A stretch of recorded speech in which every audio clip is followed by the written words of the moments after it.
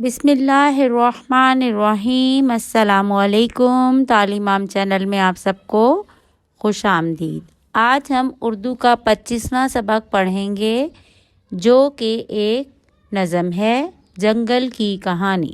چڑیا پیڑ پہ بیٹھی گائے، کالا کوا شور مچائے، طوطا بولا میں بھی آؤں، کوئل کو بھی ساتھ لاؤں، دور سے اڑتی مینا آئی، اپنے ساتھ ایک چیل کو لائی، ہاتھی نیچے اونگ رہا تھا، وہ مٹی کو سونگھ رہا تھا، چونٹی کا تھا اس کو خطرہ، سونڈ میں تھا پانی کا قطرہ، جب جنگل میں دھاڑا شیر، طوطا بولا کھانا بیر، پھر پھر کر کے سارے اڑ گئے اور کسی جانب کو مڑ گئے۔ اس نظم کے شاعر نصیر شدائی ہیں۔ صفحہ نمبر 70 پر اس کی مشق دیکھتے ہیں۔ بولنا، جواب دیجئے۔ الف، چڑیا پیڑ پہ کیا کر رہی تھی؟ جواب، گا رہی تھی۔ ب، کوے نے کس کو ساتھ لانے کو کہا؟ نظم میں کوا کسی کو ساتھ لانے کو نہیں کہتا، تو صحیح سوال ہوگا طوطے نے کس کو ساتھ لانے کو کہا؟ کوئل کو۔ جیم، مینا کے ساتھ کون آیا؟ جواب، چیل۔ ڈال، ہاتھی کیا سونگھ رہا تھا؟ جواب، مٹی کو۔ ہے، پرندوں نے کیا کیا؟ جواب، پھر پھر کر کے اڑ گئے۔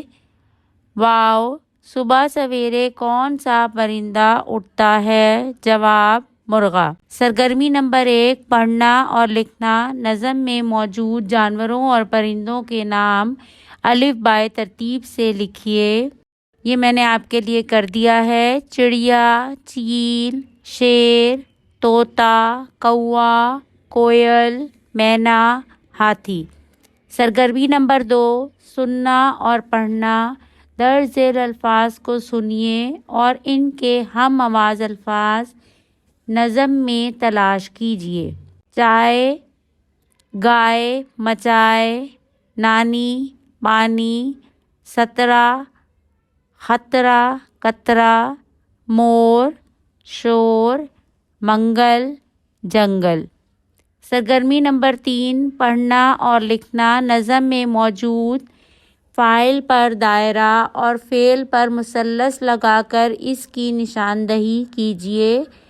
مثال، چڑیا پیڑ پر بیٹھی گائے۔ چڑیا فاعل ہے اور گائے فعل ہے۔ فاعل کہتے ہیں کام کرنے والے کو اور فعل کہتے ہیں کام کو۔ یہ میں نے آپ کے لیے کر دیا ہے۔ نظم میں چڑیا، طوطا، مینا، ہاتھی، شیر، کوا یہ سب فاعل ہیں، جبکہ گائے، مچائے، بولا، اڑتی، اونگ، سونگ، دھاڑا، اڑ، موڑ یہ سب فعل ہیں۔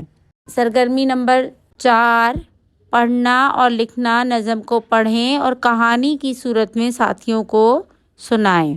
امید کرتی ہوں میری یہ ویڈیوز آپ کے لیے مددگار ثابت ہو رہی ہوں گی۔ مزید ایسی مفید ویڈیوز کے لیے میرے چینل کو لائک، شیئر اور سبسکرائب کرنا مت بھولیں۔ شکریہ۔ اللہ حافظ۔